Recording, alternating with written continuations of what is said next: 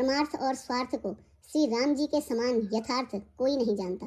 ब्रह्मा, विष्णु, महादेव, चंद्र, सूर्य, दिक्पाल, माया, जीव, सभी कर्म और काल, शेष जी और पृथ्वी एवं पाताल के अन्यान्य राजा आदि जहाँ तक प्रभुता है और योग की सिद्धियाँ जो वेद और शास्त्रों में गाई गई हैं, हृदय में अच्छी तरह विचार करके देखो तो यह स्पष्ट दिखाई देगा कि श्री राम जी की आज्ञा इन सभी के सिर पर है, अर्थात श्री राम जी ही सबके एकमात्र महान महेश्वर हैं।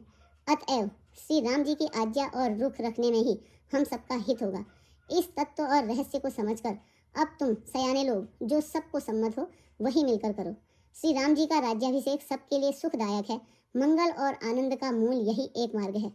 अब श्री रघुनाथ जी अयोध्या किस प्रकार चलें, विचार कर कहो, वही उपाय किया जाए। मुनिश्रेष्ठ वशिष्ठ जी की नीति, परमार्थ और लौकिक हित में सनी हुई वाणी सबने आदर पूर्वक सुनी, पर किसी को कोई उत्तर नहीं आता। सब लोग विचार शक्ति से रहित हो गए। तब भरत ने सिर नवाकर हाथ जोड़े और कहा, सूर्यवंश में एक से एक अधिक बड़े बहुत से राजा हो गए हैं। सभी के जन्म के कारण पिता माता होते हैं और शुभ अशुभ कर्मों का फल विधाता देते हैं। आपकी आशीष ही एक ऐसी है जो दुखों का दमन करके समस्त कल्याणों को सज देती है।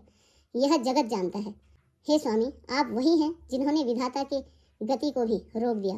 आपने जो टेक दी, अर्थात जो निश्चय कर दिया, उसे कौन टाल सकता है। अब आप मुझसे उपाय पूछते हैं, यह सब मेरा अभाग्य है। भरत जी के प्रेममय वचनों को सुनकर गुरु जी के हृदय में प्रेम उमड़ आया। वे बोले, हे तात, बात सत्य है, पर राम जी की कृपा से ही। राम विमुख को तो स्वप्न में भी सिद्धि नहीं मिलती। हे तात, मैं एक बात कहने में सकुचाता हूँ। बुद्धिमान लोग सर्वस्व जाता देखकर आधा छोड़ दिया करते हैं। अतः तुम दोनों भाई भरत शत्रुघ्न वन को जाओ और लक्ष्मण, सीता और श्री रामचंद्र जी को लौटा दिया जाए। ये सुंदर वचन सुनकर दोनों भाई हर्षित हो गए। उनके सारे अंग परमानंद से परिपूर्ण हो गए। उनके मन प्रसन्न हो गए। शरीर में तेज सुशोभित हो गया, मानो राजा दशरथ जी उठे हों और श्री रामचंद्र जी राजा हो गए हों। अन्य लोगों को तो इसमें लाभ अधिक और हानि कम प्रतीत हुई, परंतु रानियों को दुख सुख समान ही थे। राम लक्ष्मण वन में रहें या भरत शत्रुघ्न, दो पुत्रों का वियोग तो उन्हें रहेगा ही। यह समझकर वे सब रोने लगे। भरत जी कहने लगे, मुनि ने जो कहा वह करने से जगत भर के जीवों को उनकी इच्छित वस्तु देने का फल होगा। 14 वर्ष की अवधि कोई बड़ी अवधि नहीं। मैं जन्म भर वन में वास करूंगा।